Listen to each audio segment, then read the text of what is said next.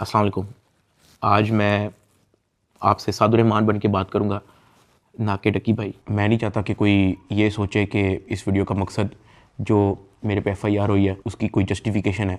I am simply here to apologise. मेरे किसी भी कंटेंट से अगर आज तक कोई भी नेगेटिवली इम्पैक्ट हुआ है, मैं उस चीज़ के लिए माफ़ी मांगता हूँ। मेरी हमेशा से सिर्फ यही इंटेंशन रही है कि मैं लोगों को एंटरटेन करता रहूँ और कुछ ना कुछ जो है वो मैं नया लाता रहूँ। लेकिन मेरे अनजाने ना अनजाने में अगर मेरे से कोई कंटेंट कभी ऐसा पोस्ट हुआ है जिससे कोई नेगेटिवली इम्पैक्ट हुआ है, या कोई प्रमोशन ऐसी हुई है जिससे कोई नेगेटिवली इम्पैक्ट हुआ है, मैं उस चीज़ के लिए पूरे कौम से माफ़ी मांगता हूँ। Let the court handle. मैं लीगली इस मैटर को एंड तक देखूँगा।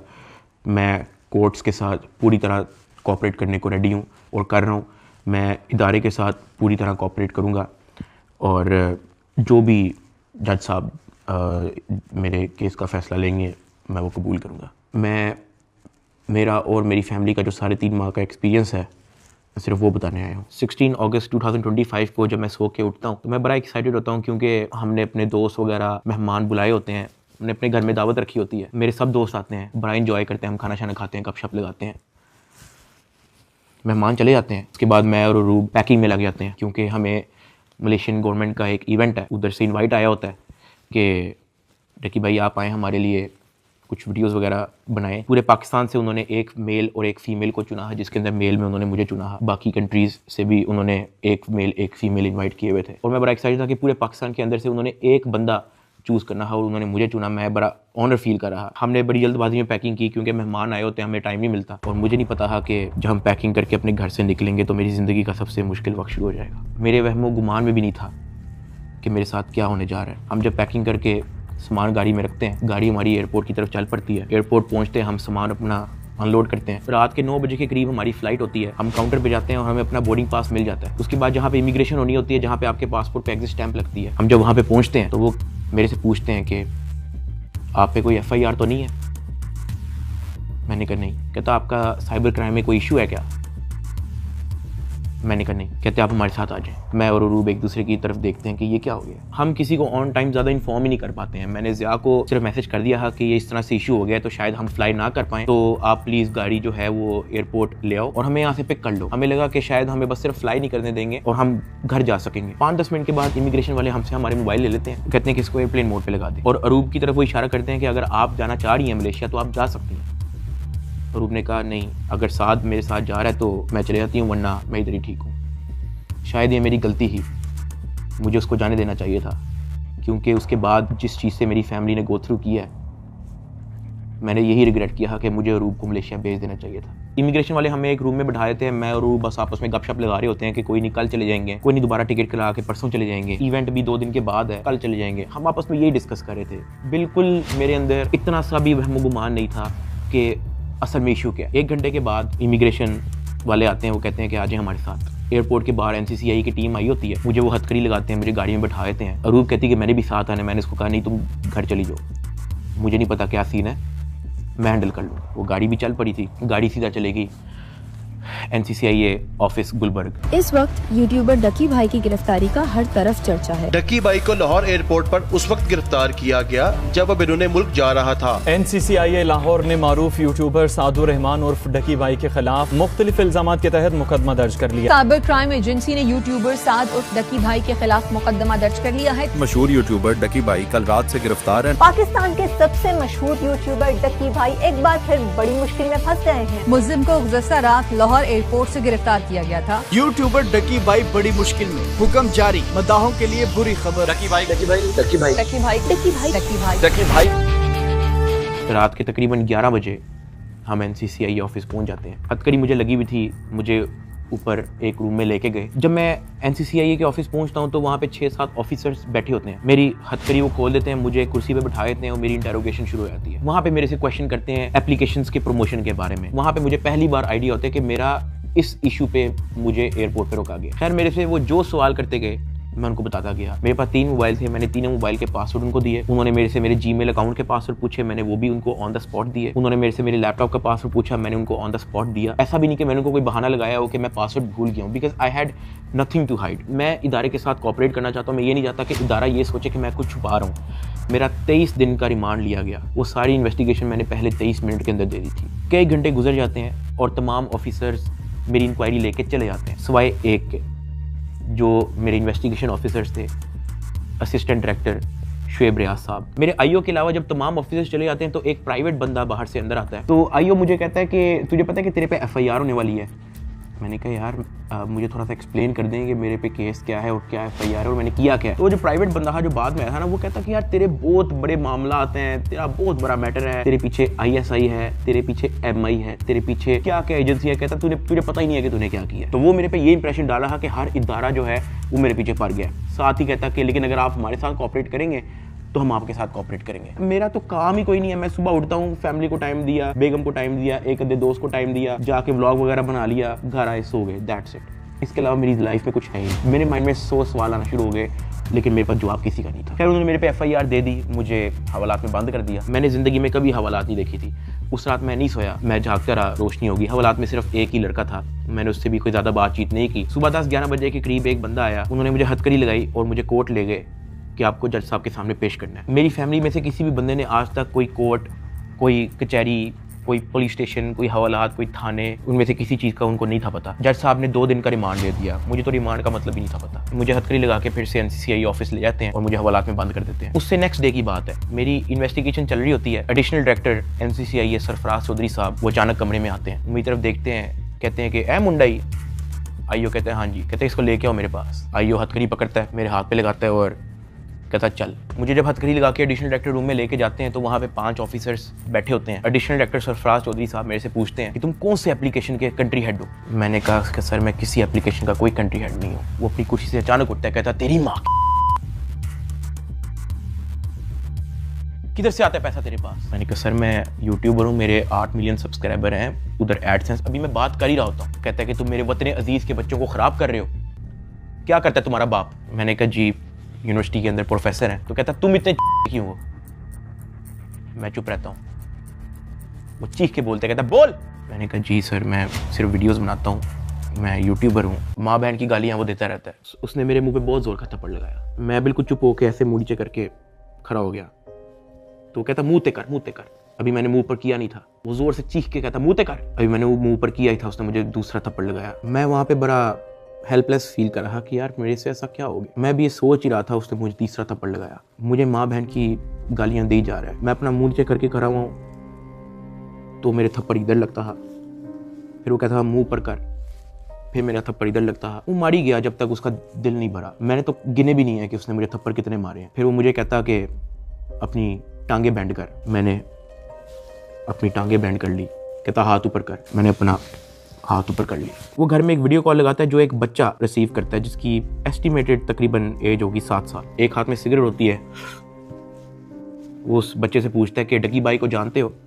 वो बच्चा कहता है जी। वो बैक कैमरा ऑन करता है, मेरे हाथ खड़े होते हैं, टांगे बैंड होती हैं। वो कैमरे से दिखाता है उस बच्चे को कि कौन है ये।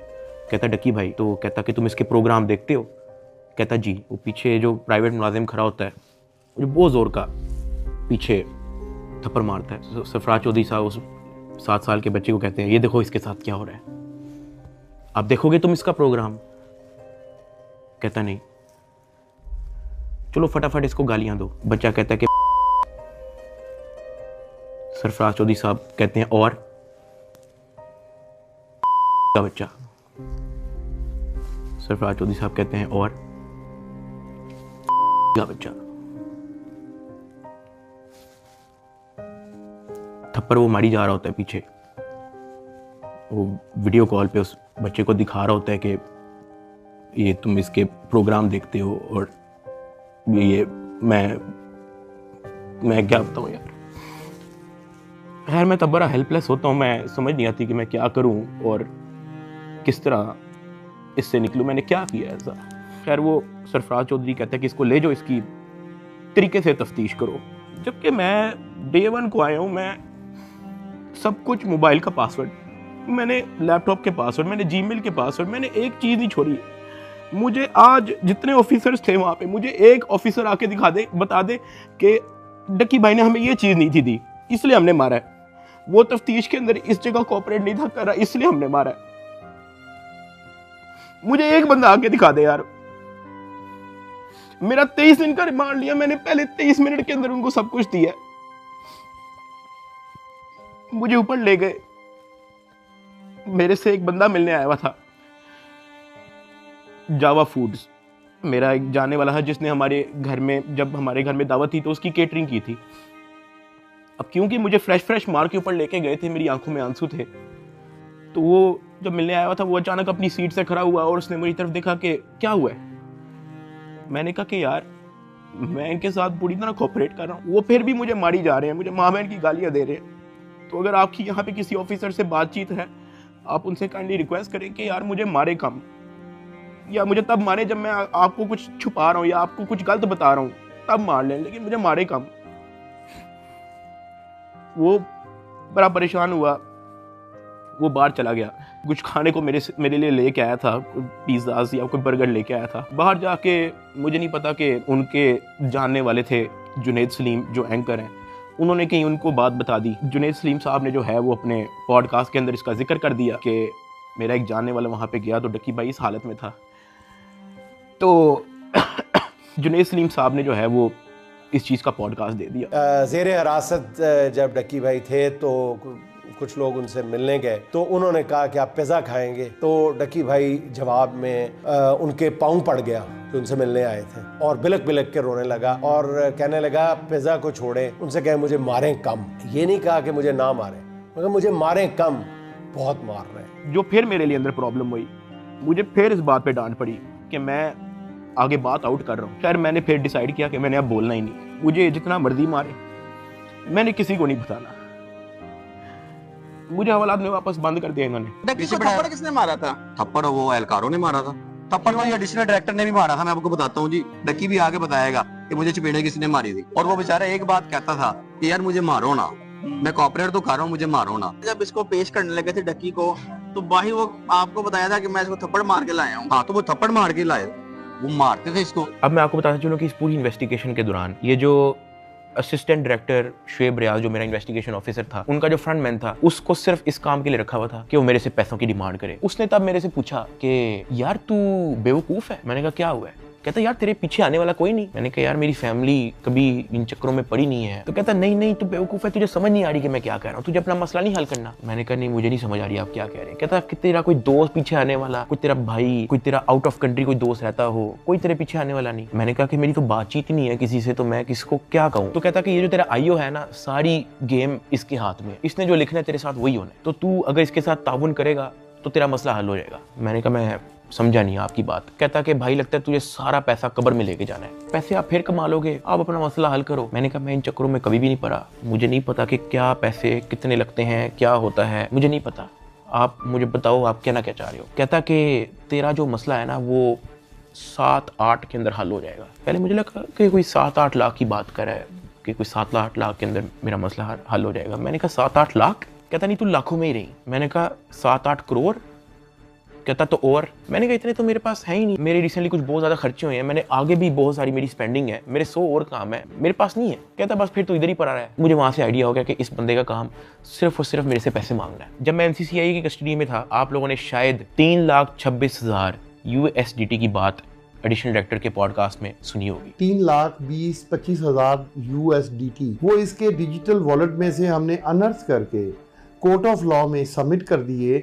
हमने इसके डिजिटल वॉलेट में से वो अपने वॉलेट में जो सरकार का होता है उसमें अनर्थ करके प्रॉपर उसको फर्द मकबूजगी बनाकर कर दिया। ये बहुत बड़ी अचीवमेंट है। उन्होंने दर्जनों पॉडकास्ट दे के ये बताया कि 3,26,000 USDT जो है वो हमने इससे बरामद कर लिए हैं। अब मैं आपको उसकी असल स्टोरी बताता हूँ कि वो क्या है। हवाला से मुझे इन्वेस्टिगेशन के लिए लेके जाते हैं कोई शाम के 7 बजे के करीब। आइयो मुझे कहता है कि अपना बाइनेंस का अकाउंट खोल। मैं अकाउंट खोल देता हूँ। मेरे अकाउंट के अंदर कुछ ट्रेड चल रही होती है जो मेरी सारी लॉस पे गई होती है, क्योंकि उस दौरान बिटकॉइन नीचे गया हुआ था। वो सारी ट्रेड मेरी लॉस में क्लोज करता है, मेरी फ्यूचर्स की ट्रेड सारी लॉस में क्लोज करता है, मेरा पर्सनल नुकसान करता है। सारे टोकन जो मेरे पास डॉज, बिटकॉइन, इथीरियम, मेरे पास दर्जनों टोकन और पड़े हुए थे, वो सारे क्लोज करके उसको यूएसडीटी में खुद कन्वर्ट करता है और वो कहता है कि ये यूएसडीटी ट्रांसफर कर। मैंने कहा सर इसकी क्या वजह है, आपने मेरा पर्सनल लॉस भी कर दिया है। कहता है कि तुझे अपना मसला हल करना है या नहीं करना। मैंने कहा कि सर लेकिन ये 3,26,000 यूएसडीटी आपने ट्रांसफर क्यों करना है? जो भी आपकी इन्वेस्टिगेशन है आपके सामने, अकाउंट मैंने आपको दे दिया, उसका जीमेल मैंने आपको दे दिया, पासवर्ड मैंने आपको दे दिया, आपने ट्रांसफर इसको क्यों करना है? कहता है तुझे जितना कह रहे हैं उतना कर। मेरी 15 मिनट उनके साथ बहस चलती रही कि सर ये पैसे ज्यादा हैं, मुझे आप थोड़ी सी इसकी एक्सप्लेनेशन दे दें ताकि मैं मेंटली रिलैक्स रहूं, मुझे थोड़ा सा बता दें कि ये ट्रांसफर आपके पास क्यों करना है। वो मुझे आगे से यही कहता था कि यार लगता है तुझे अपना मसला हल करने का शौक नहीं है। बीच में उसने मुझे बहाने लगाने शुरू कर दिए, यार क्योंकि तू हमारी कस्टडी में है कि तेरा अकाउंट की हैक ना हो जाए, जब तू यहाँ से फारिग होगा तू मुझे बता दी, मैं तुझे सेंड कर दूंगा। आईओ ने मुझे इस तरह की कहानी सुनाई शुरू कर दी। उसने मुझे एक अपना वॉलेट एड्रेस दिया, उसने कहा कि ये सारे पैसे इस पे ट्रांसफर कर। इसने मेरे से जबरदस्ती मेरा फेस आईडी, मेरा ऑथेंटिकेटर सारा लगा के इसने मेरे से जबरदस्ती 3,26,000 यूएसडीटी, जिसकी पीकेआर के अंदर वैल्यू बनती है 9 करोड़ पाकिस्तानी रुपया। अब जिस अकाउंट में उसने ट्रांसफर किया, क्या वो एफआईए का अकाउंट था? नहीं। क्या वो एनसीसीआईए का अकाउंट था? नहीं। क्या वो पंजाब हुकूमत, सिंध हुकूमत या किसी केपी की हुकूमत या किसी भी गवर्नमेंट के इदारे की हुकूमत का अकाउंट था? नहीं। क्या वो नैब का अकाउंट था? नहीं। क्या वो स्टेट बैंक का अकाउंट था? नहीं। क्या वो कोई ऐसा अकाउंट था जो कोर्ट की तरफ से जिसकी अप्रूवल मिली हो?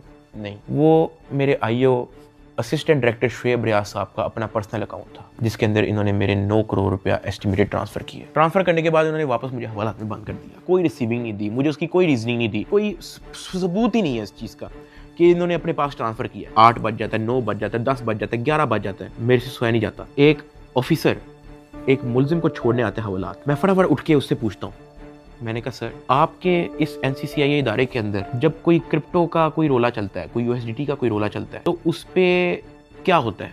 क्या उसको ट्रांसफर कर लिया जाता है? कहता मैंने कभी ऐसा सुना तो नहीं है। कहता क्यों, क्या हुआ है? मैंने उसको बताया, मैंने कहा आईओ ने मेरे 9 करोड़ रुपया यूएसडीटी ट्रांसफर कर लिया अपने पास। कहता अच्छा, तो उसने आपको कोई रिसीविंग दी है? मैंने कहा नहीं। कहता ऐसा होता तो नहीं है वैसे, लेकिन अगर आप कहते हो तो मैं किसी से पूछ लूं। मैंने कहा जी पूछ ले, मैं बड़ा टेंशन में हुआ। उस पूरी रात मैं नहीं सोया। अगले दिन सुबह के कोई 10-11 बजे के करीब एक बंदा आता है, मुझे लेके जाता है ऊपर ऑफिस में, मुझे इतनी जोर का वो थप्पड़ लगाता है, मेरे ख्याल से मेरे पूरे 3 महीने के अंदर सबसे ज्यादा जोर का थप्पड़ वो वाला थप्पड़ था जिसकी मैं अभी बात कर रहा हूँ। क्योंकि वो मुझे बता के नहीं लगाया जाता, वो मेरे पीछे से लगाया जाता है, मेरे सर पे इतना बड़ा उस बंदे का हाथ होता है, मुझे इतनी जोर का थप्पड़ लगाते हैं, मेरे यहाँ से मेरे ज़ेन का मवाद, अंतरियाँ सारी मेरी आंखों से बाहर निकलने को करी। मैं इवन एक पॉइंट पे मेरा विजन ब्लरी हो गया है, मेरा विजन काला हो गया है, मैं बेहोश होने वाला है, इतनी जोर का वो थप्पड़ था। उसने कहा कि हर चीज बतानी जरूरी होती है। मैंने कहा कि सर मेरे 9 करोड़ रुपया आप ट्रांसफर कर लो, मुझे उसकी कोई रीजनिंग ना दो, मुझे उसकी कोई रिसीविंग ना दो, मैं अपना मुंह कैसे बंद रखूं? इतनी सी बात पे उसने मुझे फिर से एक और थप्पड़ लगाया। मुझे आईओ के पास ले गया, आईओ कहता कि यार तुझे अपना मसला हल करने का शौक नहीं है। एडिशनल साहब बहुत नाराज है। मैंने कहा सर आपने 9 करोड़ रुपया मेरा ले लिया है, अभी मैं बात कर ही रहा था तो उसने इशारा किया कि इसको बंद कर दो। अब मुझे बंद कर दिया वापस हवालात में। कुछ टाइम के बाद जब मुझे फिर से इन्वेस्टिगेशन के लिए लेके गए तो ये जो मेरी 9 करोड़ रुपया जो इन्होंने ट्रांसफर किया है 3,26,000 यूएसडीटी, ये बात पूरे डिपार्टमेंट के अंदर फैल चुकी थी। हर प्राइवेट मुलाजिम को पता था, हर ऑफिसर को पता था, हर आईओ को पता था, डिपार्टमेंट में हर एक बंदे को पता लग गया था कि ये इतनी बड़ी अमाउंट जो है वो शुएब रियाज आईओ के अकाउंट में ट्रांसफर हुई है। आईओ ने सोचा इसने बात आउट कर दिया है, सबको पता लग गया है। इन्होंने फटाफट क्या किया, उसकी रिकवरी डाल के कोर्ट में पेश कर दिया कि ये देखो हमने ये पैसे बरामद किए हैं इससे, जबकि उन्होंने बरामद की इंटेंशन से वो ट्रांसफर अपने पास नहीं किए थे। इनकी ये इंटेंशन थी कि पैसा हम अपने पास ट्रांसफर कर लेते हैं, फिर इसमें से कोई इसको 20-30% वापस दे के इससे डील करेंगे। ये इनकी शुरू की इंटेंशन थी, लेकिन मैंने डिपार्टमेंट में बात आउट कर दी। मैंने मार खा ली इसके बदले। मैंने कहा मुझे मारो जितना मारना है। डिपार्टमेंट में बात आउट कर दी, ये लोग घबरा गए, इन्होंने फटाफट कोर्ट में रिकवरी डाल दी, जिसकी वजह से मजबूरन एडिशनल डायरेक्टर सरफराज चौधरी साहब को दर्जनों पॉडकास्ट मजीद देने पड़े कि 3,26,000 हमने इस बंदे से बरामद कर लिया है, जबकि वो बरामदी की नीयत से ट्रांसफर नहीं किया गया। हाँ वो तो मैंने डिपार्टमेंट में बात आउट कर दी, तो फिर आपको स्टोरी बनानी पड़ी इसकी। 3,20,25,000 यूएसडीटी कोर्ट ऑफ लॉ में सबमिट कर दिए। जब मुझे इन्वेस्टिगेशन के लिए फिर से लेके गए तो वहां पे एक और बंदा आया था अपने काम से। मैं आप लोगों को उसका नाम तो नहीं बता सकता, लेकिन हम लोग उसका नाम रख लेते हैं बिग ब्रदर। ये बिग ब्रदर जो है आपने वीडियो के एंड तक याद रखना है। वो अपने किसी काम से आया था, उसने मुझे देखा, उसने मेरे से पूछा कि यार डक्की तेरे पे केस क्या है? मैंने कहा एप्लीकेशन प्रमोशन का केस है। तो कहता कि तेरा मैटर कहाँ तक पहुंचा है? मैंने कहा कि मैं तो पूरी तरह ताउन कर रहा हूँ, मैं तो सब कुछ इनको दे चुका हूँ, मुझे नहीं पता कि इनको अब मेरे से और क्या चाहिए, लेकिन मैं तो पूरी तरह इनके साथ कोऑपरेट कर रहा हूँ। तो कहता अच्छा। उसने उसे सर हिलाया और कहता कि क्या ये लोग तेरे से कोई पैसे भी मांग रहे हैं? अब क्योंकि मैं उस बंदे को पहली बार मिला हूँ, मैं नहीं जानता कि वो कौन है। मैंने उसको कहा कि नहीं, मेरे से कोई पैसे नहीं मांग रहा। उसने ऐसे सर हिलाया, कहता अच्छा, चल ठीक है, अच्छा लगा तेरे से मिलके। वो अपने कामों में लग गया। खैर मेरी इन्वेस्टिगेशन के बाद उन्होंने फिर से मुझे जेल में हवालात में बंद कर दिया। इन्होंने अपनी पूरी कोशिश की कि हम इससे पैसे लें, हम इससे पैसे का पूछें। जब इनको आइडिया हुआ कि मैं इनको किसी भी तरह से एंटरटेन नहीं कर रहा, इन्होंने बहाने से मेरी फैमिली को बुला लिया। अरूब और मेरी अम्मा, उनको ये कह के बुलाया गया कि मेरी उनके साथ मुलाकात। मुझे जब हवालात से ऊपर लेके गए तो अरूब बैठी हुई थी और उसकी इंटेरोगेशन हो रही थी। उसका मोबाइल जो है वो इन्वेस्टिगेशन ऑफिसर के हाथ में था। तो मैंने इन्वेस्टिगेशन ऑफिसर शुएब रियाज साहब से पूछा कि ये आपने इनका मोबाइल क्यों लिया? तो कहता कि इन पे भी FIR होगी। तो अरूब घबरा गई। उसने कहा मेरे पे FIR क्यों होगी? उसने कहा कि आपने तो हमें साथ से मिलने के लिए बुलाया है, मुझे और मामा को, के साथ से मुलाकात हो जाएगी। तो वो कहता कि नहीं, FIR हो ना हो, ये जो आपके शोहर की FIR है इसी में बड़ी जगह है, हम आपको इसी में नामजद करेंगे। अरूब घबरा गई। मैंने अरूब की तरफ देखा, मैंने अरूब की तरफ इशारा किया कि मैंने कहा बस बिल्कुल चुप होके बैठ जाओ, बस ये वक्त गुजारो, बस इस वक्त हम कुछ नहीं कर सकते। खैर वो अरूब से कुछ क्वेश्चन उन्होंने पूछने शुरू कर दिए। मैंने यही कोशिश की कि मैं जल्दी से जल्दी अरूब को वापस भेज दूं घर। उसका मोबाइल वापस मिले ना मिले डजंट मैटर, वो घर जाए। आईओ ने अरूब का मोबाइल रख लिया। मैंने अरूब को कहा कि अब तुम घर जाओ और तुमने वापस नहीं आना। जब अरूब घर गई है तो उसने जब वकीलों से डिस्कस किया तो वकीलों ने कहा कोई बात नहीं, हम प्री अरेस्ट बेल करवा लेंगे। तो अरूब ने कहा ओके। अगले दिन उन्होंने जाके प्री अरेस्ट बेल करवा ली।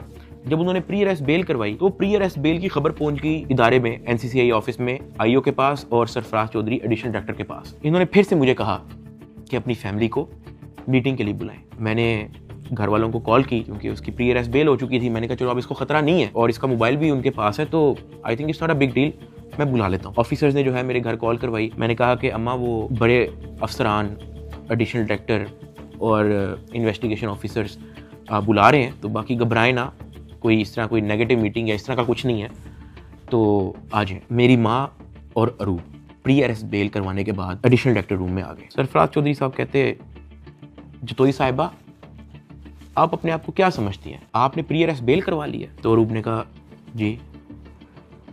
तो कहता अच्छा करवाएं, जो आपने करना करें। 5 रुपए का एक नया सफ़ा आता है, हम एक नई FIR लिखेंगे और आपको पकड़ लेंगे। अरूब मेरी तरफ देख रही है कि ये क्या है, ये किस तरह की मीटिंग है। मेरी माँ परेशान, लाल उनके चेहरे हो गए थे सबके। एडिशनल डायरेक्टर सरफराज चौधरी साहब ने फिर अपना मोबाइल खोला, वहाँ WhatsApp खोला, उन्होंने ऊपर लिखा जज, और ऐसे मेरी माँ को और मेरी वाइफ को लिस्ट दिखाई ऐसे स्क्रॉल करके कि ये देखो मेरा इस जज से भी ताल्लुक है, मेरा इन जज से भी ताल्लुक है, मेरा इस जज से भी ताल्लुक है, क्या कर लेंगे आप? जब वो इस तरह जजेस की लिस्ट दिखा रहा था तो उसने बड़े ऊंचे अल्फाज में बोला कि यहाँ पे जज भी मैं हूँ, यहाँ पे वकील भी मैं हूँ, यहाँ पे सब कुछ मैं हूँ, जितनी आपने प्री अरेस्ट बेल करवानी है करवाएं, नया पर्चे में हम पकड़ लेंगे। हमारे पास कुछ कहने को नहीं था। मैंने वहाँ पे सिर्फ सर को कहा कि जी सर आप सही, बिल्कुल सही कह रहे हैं। मैंने अपने घर वालों की तरफ देखा, मैंने उनको इशारा किया कि प्लीज़ वक्त गुजारें बस।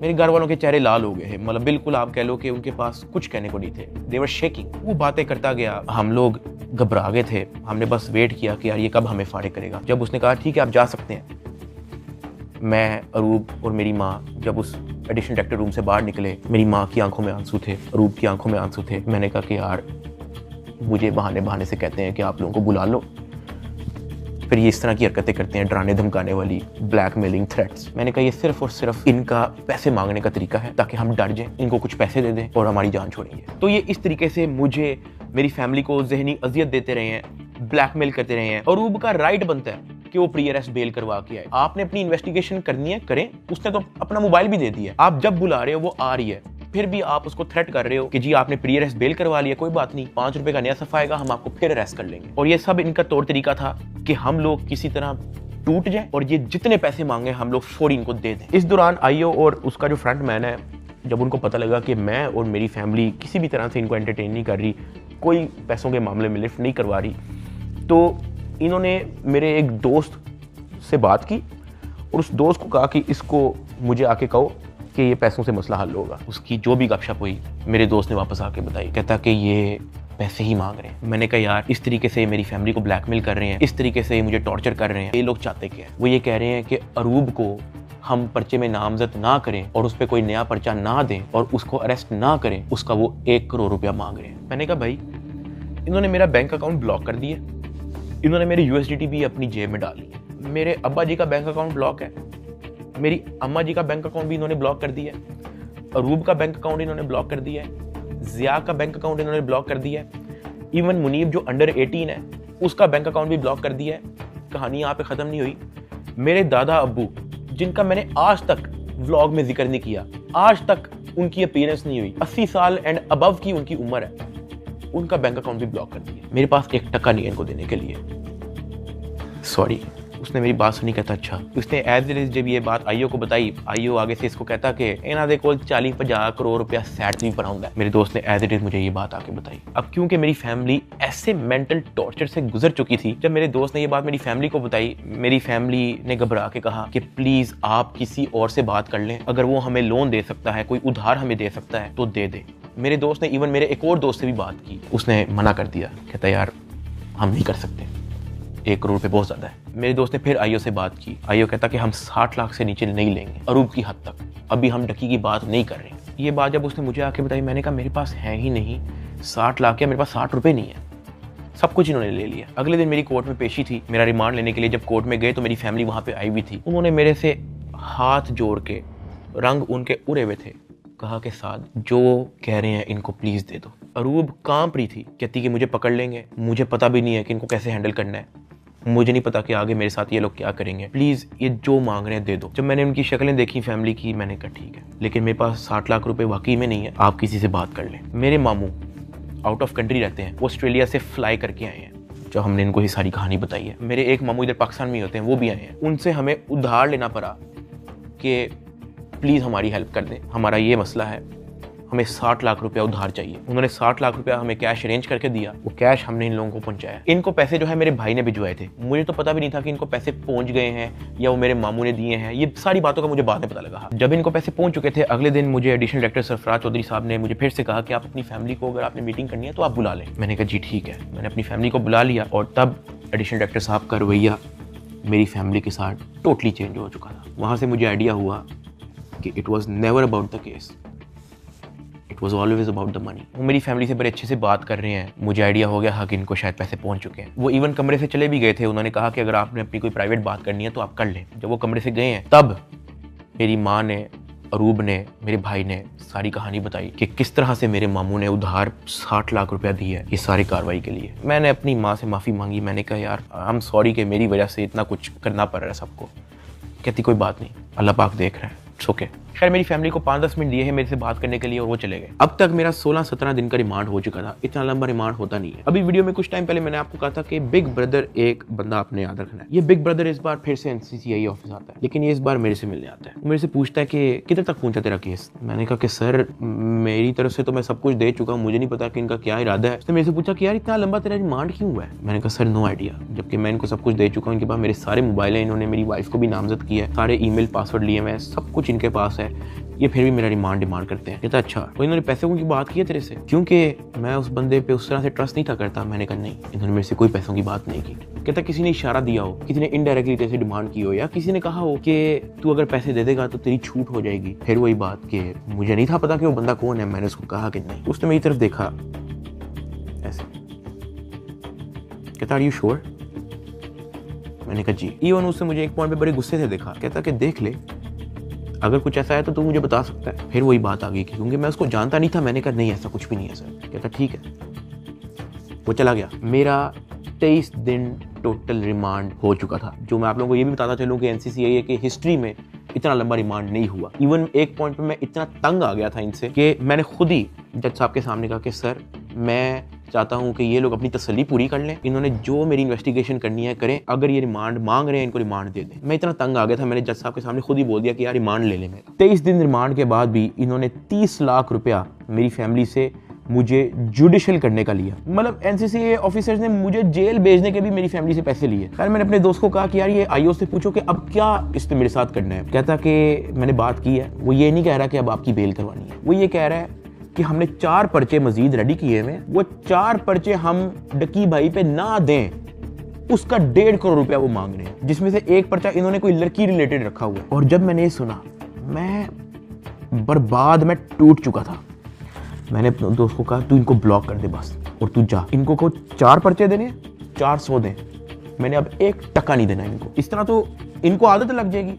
फिर ये कहेंगे कि जी अब हम डक्की भाई को फायर ना मारने का 5 करोड़ रुपया लेंगे, घर की बत्ती बंद कर देंगे, घर में अगर आप चाहते हो कि बत्ती आए उसका 50 लाख रुपया निकालो, पानी बंद कर देंगे, फिर कहेंगे घर में पानी आए उसका 40 लाख रुपया निकालो। ये तो इन हरकतों पे आ जाएंगे फिर। हाँ, अगर आप मेरी एक आधा फैमिली का अकाउंट छोड़ देते तो मैं आपको पैसे कहीं से तो दे, एटलीस्ट हमारी फैमिली जो है मकरूज तो ना होती। इतना मोटा मेरा चलान पेश किया, मुझे एक ऑफिसर उस चलान के अंदर एक सफ़े की एक लाइन का एक लफ्ज दिखा दे कि मेरे उसमें बाप का क्या रोल है, क्योंकि आप लोगों ने उनका अकाउंट बंद किया ना, उनका क्या रोल है मुझे उस सफ़े के अंदर दिखाएं। उस चलान के अंदर मेरी माँ का क्या रोल है वो मुझे दिखाएं। उस चलान के अंदर मेरे दादा अब्बू का क्या रोल है, मेरे किसी और फैमिली मेंबर का क्या रोल है मुझे दिखाएं। आपने उनको मकरूज कर दिया, कर्जे ले लेके अब उनको NCCIA के ऑफिसर के पेट भरने हैं, उनको डिप्रेशन में डाल दिया, ये कह के कि पता नहीं उनके पीछे ISI MI लगी है। मेरे फादर एक हार्ट पेशेंट हैं, उनके हार्ट की सर्जरी होनी थी। मैंने अपनी माँ को, अरूब को, ज़िया को सख्ती से मना किया हुआ था कि आपने एक तो ये अब्बा जी का ख्याल रखना है, दूसरा इनको कोर्ट में नहीं आने देना,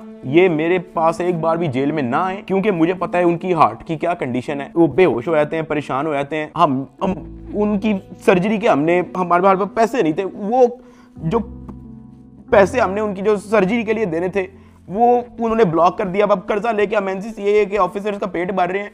ये मेरी फैमिली को उस स्टेज पे लेके आए हैं जहाँ पे मैं स्पीचलेस हो गया कि यार मैं क्या करूं। मतलब अब्बा जी के इलाज के पैसे भी उन्होंने ब्लॉक कर दिए हैं। और ये बात मैंने उनको उधर दफ्तर में ऑफिस में कही थी, सरफराज चौधरी को मैंने खुद उसके मुंह पे कही थी। मैंने कहा मेरा अब्बा हार्ट पेशेंट है, उनकी सर्जरी के पैसे आपने मेरे फैमिली का अकाउंट ब्लॉक कर दिया। ये इस स्टेज पे मेरी फैमिली को ले आए थे, मुझे 23 दिन बंद रख के चुपेरे मार के मुझे कोर्ट पे लेके जाते थे कि मैं किसी मीडिया के किसी माइक में बोल ना दूं। जिस्मानी रिमांड पे FIA के पास जाना है या उसके बाद जेल जाना है, तो क्या तो बोलने कोई मसला नहीं है। आज डक्की भाई आप यूट्यूबर्स को क्या पैगाम देना चाहेंगे? कुछ बात नहीं करेंगे?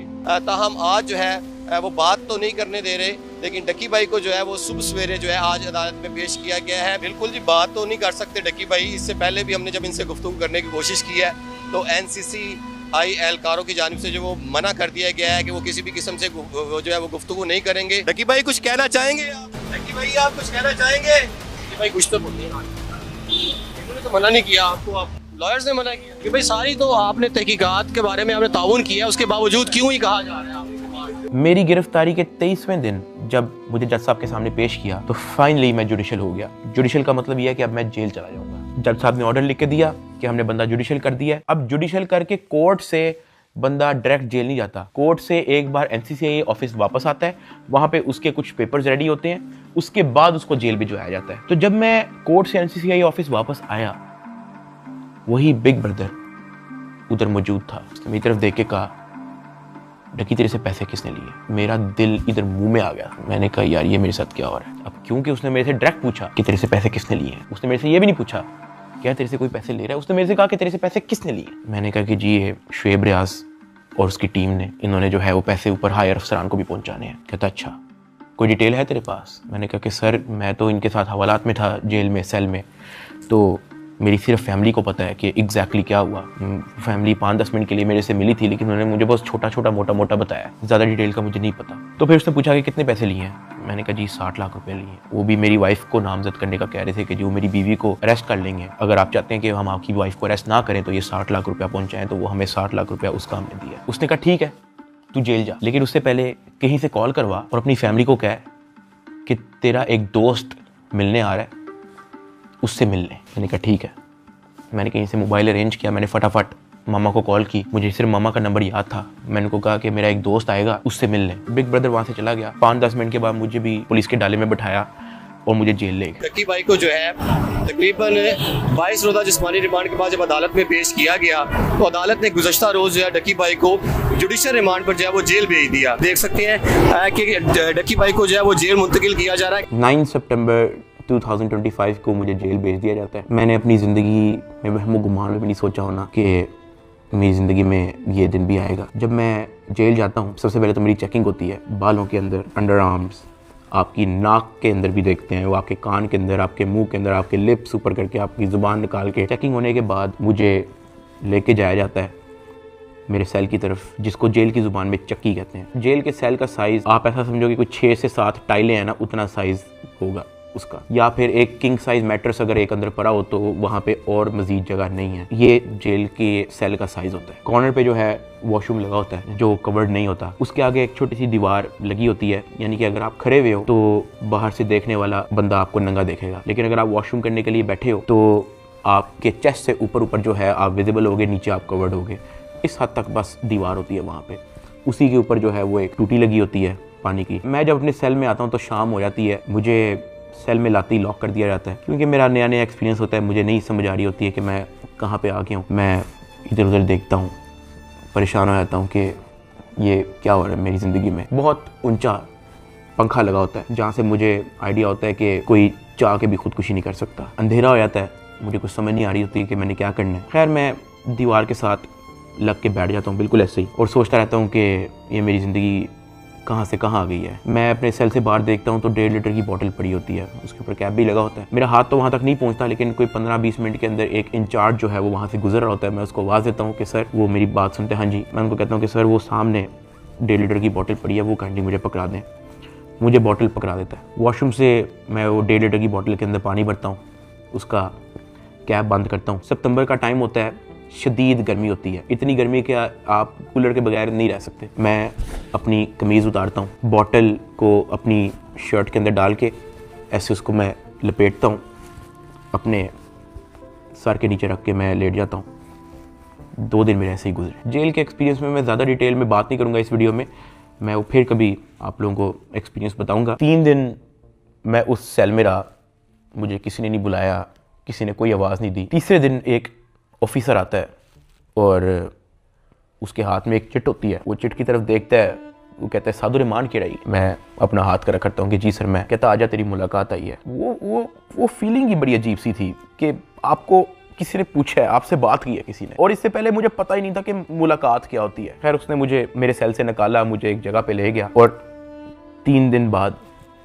मैंने किसी अपने को देखा। मेरी माँ, अरूब और ज़िया वहाँ पे खड़े हुए थे, लेकिन मैं उनको मिल नहीं सकता था, उनको गले नहीं लग सकता था, मैं उनको सलाम नहीं कर सकता था, क्योंकि हमारे दरमियान में शीशा लगा हुआ था। उनकी तरफ एक लैंडलाइन पड़ा हुआ था, एक लैंडलाइन मेरी तरफ पड़ा हुआ था, और उस लैंडलाइन में ही आप बात कर सकते हो। मैंने ज़िंदगी में इतना बेबस फील नहीं किया। एक लैंडलाइन उनकी तरफ पड़ा होता है, एक लैंडलाइन मेरी तरफ पड़ा होता है। एक तरफ से अरूब फ़ोन उठाती है, दूसरी तरफ से मैं फ़ोन उठाता हूँ, और वो कहती है क्या हाल है। मैंने कहा मैं ठीक हूँ। उसके आगे वो कुछ नहीं बोलती। 2 मिनट मैं भी चुप रहता हूँ, 2 मिनट वो भी चुप रहती है। अचानक कहती है कि साद ये क्या हो गया ये सब।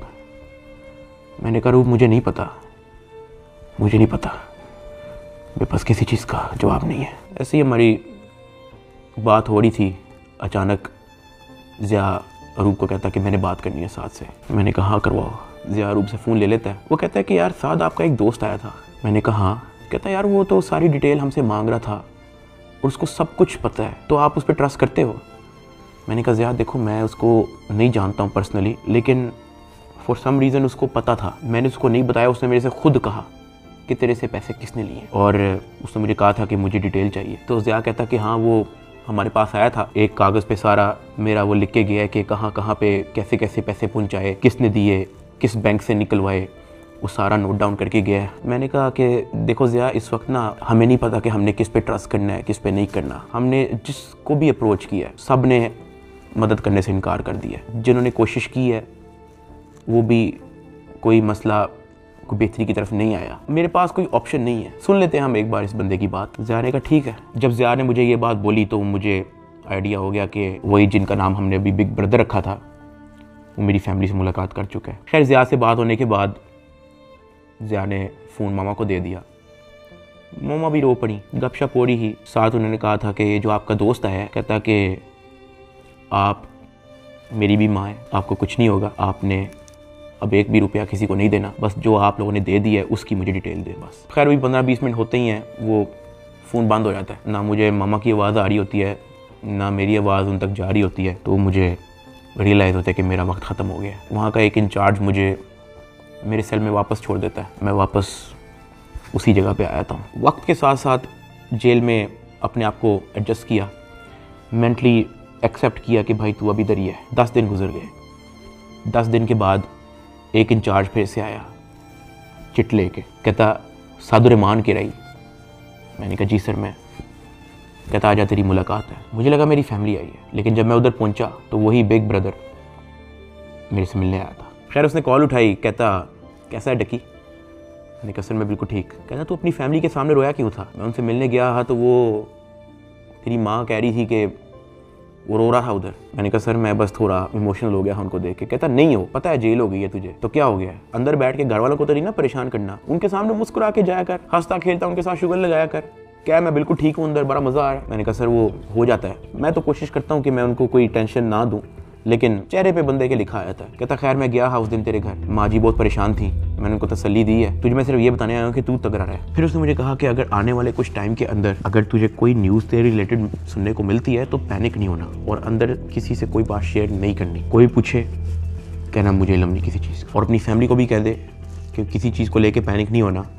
अगर कोई प्रेशराइज करने की कोशिश करे, कोई कॉल करे, कोई अप्रोच करे, जस्ट इन्फॉर्म अस। साथ मैंने उनको ये भी बताया कि जब मैं NCCI की कस्टडी में था तो वो मुझे कहते थे कि आपके पीछे MI लगी हुई है। तब उसने मुझे कहा कि जिन लोगों का नाम लेके आपसे पैसे ले रहे हैं ना, मैं उस इदारे से हूँ। फिर उसने मुझे बताया कि ये बात जब मुझे पता लगी तो हमने अपने हायर अथॉरिटीज़ को भी इन्फॉर्म किया, तो let me and my team handle it. तूने अंदर किसी से कोई बात नहीं करनी, अपनी फैमिली से ज़्यादा कोई बात नहीं करनी, सिर्फ उनका हालचाल पूछ और रोना धोना बंद कर, उनके सामने शुगर लगा, हंस मुस्कुरा, कह के बड़ा मज़ा आ रहा है अंदर, जो बुरा वक्त था वो चला गया, अब बस तू वक्त काट। फिर मैंने उसको बोला कि सर वो जो एडिशनल डायरेक्टर सरफराज चौधरी साहब हैं वो मुझे रिमांड के दौरान कहते थे कि मैं तेरी हाई कोर्ट तक बेल रोकूंगा। तो उधर बिग ब्रदर कहता कि छोड़ दे, कुछ नहीं होगा। उसके बाद वो हुआ जो किसी ने वहमो गुमान में भी नहीं सोचा था। ये मुकदमा दर्ज करवाने वाला कोई और नहीं बल्कि डिप्टी डायरेक्टर सरफराज चौधरी है, जिसने डकी को गिरफ्तार किया और उसको दुनिया का सबसे बड़ा मुजरम बनाकर पेश किया। इस डायरेक्टर को आज सस्पेंड कर दिया गया है। Additional director national cyber crime investigation agency Lahore हैं सरफराज चौधरी साहब, उन्हें जनाब सस्पेंड कर दिया गया है। पूरी तैयारी है NCCI की डकी की बेल कैंसिल करवाने। डकी भाई के खिलाफ कार्रवाई करने वाले NCCI के अहलकार ऑफिसर सरफराज चौधरी साहब को मुअत्तल कर दिया गया है। उसके बाद वो चीज़ें हुई हैं, वो चीज़ें हुई हैं जो मैंने अपने वहमो गुमान में भी नहीं सोचा था। मैं जब 23 दिन रिमांड में था, मैं इतना मायूस हो गया था, मैं अल्लाह पाक से भीख मांगता था कि या अल्लाह मुझे रास्ता दिखा, या अल्लाह मुझे इस झंझट से निकाल दे, या अल्लाह सब कुछ तेरे सामने है, मैं किसी जोगा नहीं, मेरी फैमिली किसी जोगे नहीं, हम फंस चुके हैं, हम गीदड़ों में फंसे हुए हैं, या अल्लाह मुझे यहाँ से निकाल दे। मैं हाथ जोड़ के भीख मांगता था। मैं हवालात में एक गंदे से कमरे में बैठ के मैं भीख मांगता था कि या अल्लाह तू सब देख रहा है, तेरे सामने हो रहा है सब कुछ, मेरे लिए कोई तो दरवाजा खोल, मुझे कोई रास्ता दिखा, मैं कहाँ जाऊँ।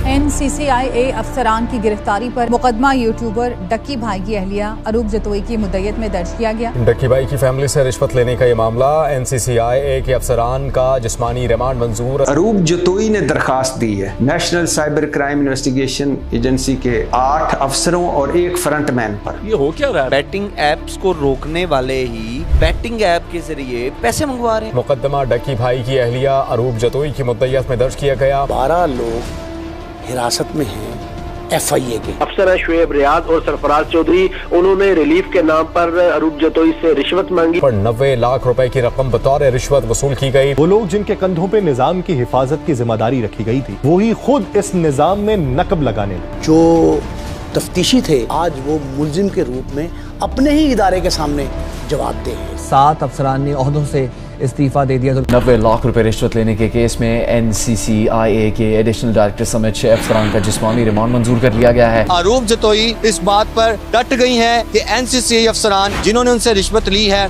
इनको नहीं छोड़ेंगी। जिन ऑफिसर्स ने मेरी फैमिली को मेंटल ट्रॉमा से गुजारा, जिन ऑफिसर ने मेरी फैमिली को मेंटली टॉर्चर किया, जिन ऑफिसर ने मुझे बेवजह मारा, मैं उनसे भीख मांगता गया कि यार मुझे ना मारे, मुझे फिर भी मारते गए। जिन ऑफिसर्स ने बच्चे को वीडियो कॉल करके मुझे उससे माँ बहन की गालियां दिलवाई, अगले दिन उन सब की खबर आ गई कि वो सब गिरफ्तार हो गए। और ये जो 100 दिन की कैद थी, जब मुझे किसी किस्म की कोई उम्मीद नहीं थी नजर आती, मैं कभी कभी अल्लाह पाक से कहता था कि अल्लाह तू मेरी क्यों नहीं सुन रहा।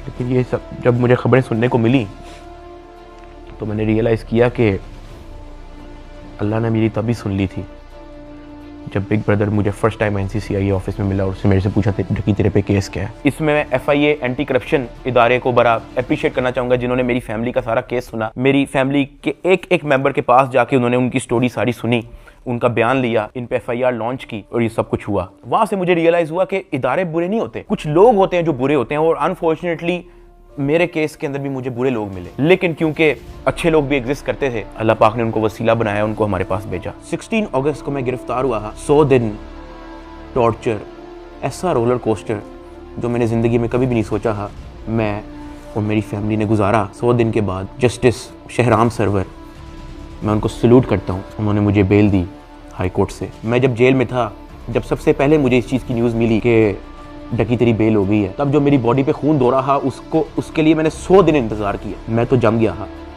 मैं ख़त्म हो गया था, मैं बर्बाद हो गया था। सही बताऊँ तो मैं हार मान ली थी, मैं टूट चुका था। मुझे नहीं पता था कि मैं क्या करूँगा। ये 100 दिनों में क्या क्या हुआ, ये वीडियो तो शायद 40-50 मिनट की होगी। अगर मैं आपको बताना शुरू करूं तो ये वीडियो 4-5 घंटे की होनी चाहिए। बहुत सारी चीज़ें मेरी मजबूरी है, मैं नहीं बता सकता। इवन ये जो भाई थे जिनका नाम हमने बिग ब्रदर रखा था, उनसे मैंने रिक्वेस्ट की, मैंने कहा सर मुझे लोगों को बताने दें कि आपने हमारी फैमिली के लिए क्या क्या किया।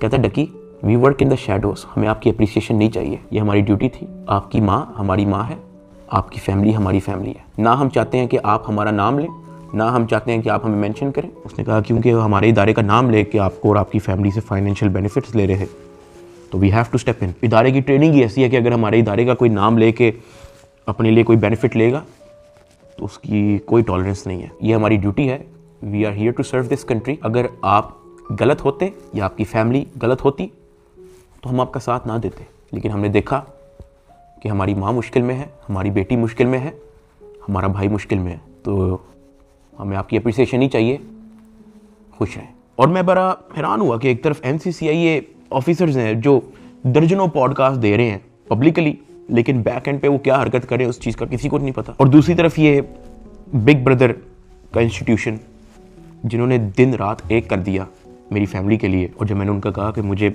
बताने दे लोगों को, तो कहते हमें क्रेडिट नहीं चाहिए। सेल्फलेसली काम किया और एक भी पॉडकास्ट उनके एक भी ऑफिसर ने एक भी इंटरव्यू नहीं दिया, just working in the shadows. और मुझे और मेरी फैमिली को उन पे फ़ख्र है, और मेरी सिंपैथी हर उस फैमिली के साथ है जो कभी इन करप्ट NCCI ऑफिसर्स के थ्रू अफेक्ट हुई है। अल्लाह पाक किसी की फैमिली को उस चीज़ से ना गुजारे जिस चीज़ से मेरी फैमिली गुजरी है। एक और चीज़ की बड़ी कन्फ्यूजन थी कि मेरे एक्चुअली वकला कौन है। तो मेरा केस जो है वो बैरिस्टर अमृत शेख देख रही हैं और एडवोकेट उस्मान लतीफ़ जो मेरा केस आगे परसू कर रहे हैं। लेकिन मैंने सबकी वीडियोस देखी हैं, जितने वकला हैं जिन्होंने मेरे लिए स्टैंड लिया, मैंने सबके टिकटॉक वीडियोस देखी हैं। मैं दिल से उन तमाम एडवोकेट्स का शुक्रगुजार हूँ जिन्होंने मेरे लिए स्टैंड लिया। इस पूरे 100 दिन के अंदर जो मेन सवाल लोगों का था ना, वो ये था कि यार डकी भाई आप तो इस मामले से फारिग होने के बाद मुल्क छोड़ के चले जाओगे। लेकिन मैं आप लोगों को एक बात बताऊं, 8 साल हो गए हैं मुझे यूट्यूब पे आए हुए, मैंने सिर्फ अच्छा टाइम देखा है। जहां 8 साल इस मुल्क ने मुझे सब कुछ दिया, इस मुल्क के लोगों ने मुझे प्यार दिया, इस मुल्क के लोगों ने मुझे सपोर्ट दी, तो ये 3 महीने की मुश्किल में मैं मुल्क छोड़ के जाऊंगा तो ये तो मेरी सेल्फिशनेस है कि जहां 8 साल इस मुल्क ने आप पे कोई मुश्किल नहीं आने दी, तो 3 महीने की मुश्किल पे मैं इस मुल्क को छोड़ के कैसे जा सकता हूँ। मैं इधर ही हूँ, मैं कहीं नहीं जा रहा। पाकिस्तान ने ही मुझे सब कुछ दिया है, पाकिस्तान में ही मैं रहूंगा। यहाँ पे मैं वीडियो को एंड कर रहा हूँ। इस पूरे 100 दिन के अंदर मैंने बहुत कुछ सीखा। कोई भी आके पीछे नहीं आता आपकी फैमिली के अलावा। मेरी माँ कोर्ट के धक्के खाती रही है, उनका क्या काम है कोर्ट में? उन्होंने कौन सा वहाँ पे कोई बयान देना है या कोई स्टेटमेंट देनी है, या वो कौन सी वकील है जो उनका कोर्ट में कोई काम है? वो सिर्फ वहाँ पे इसलिए आती थी कि मुझे कोई 30-40 सेकंड के लिए अपने बेटे की झलक देखने को मिल जाए, मैं बस देख लूँ कि यार मेरा बेटा ठीक है। सिर्फ इसलिए आती नहीं है, एक दिन भी उन्होंने मिस नहीं किया। आज के दौर में जहाँ वफादारी तो मजाक बन के रह गई है, और वो मेरे साथ एंड तक खड़ी रही। उसको डराया गया, धमकाया गया, ब्लैकमेल किया गया। इवन एक पॉइंट में मैंने उसको ये भी कहा था कि जब तक ये मैटर हल नहीं होता तुम आउट ऑफ कंट्री चले जाओ। वो तब भी मेरे साथ खड़ी रही। मैं जेल में था और मेरे लिए मर्दों से लड़ती रही है, और सही बताऊं तो कोई भी नहीं करता ऐसा। हल्का सा मर्द पे पूरा टाइम आता है, औरतें छोड़ के चली जाती हैं, लेकिन अरूब मेरे साथ खड़ी रही।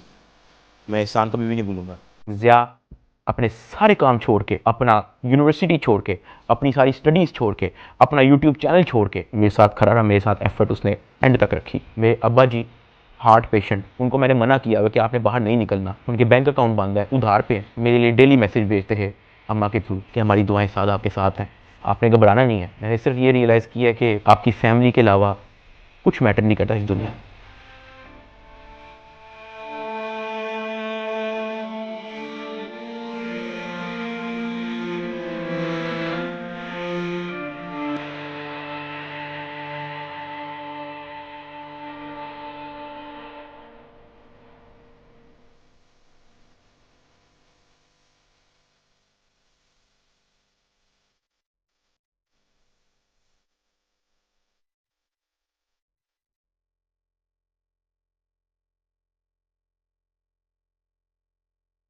और मुझे पता है कि मैं इस वक्त इस स्टेज पे नहीं हूँ कि मैं किसी का नाम ले सकूँ, लेकिन I want to thank field marshal Asim Munir sahab and director general of military intelligence, जिन्होंने इतनी प्रोफेशनलिज्म दिखाई और मेरी फैमिली को इस करप्ट माफिया से निकलने में मदद की। और ये जो बिग ब्रदर जिनका मैंने जिक्र किया है, मैं तो जेल में था, मेरी फैमिली को कुछ भी नहीं पता था।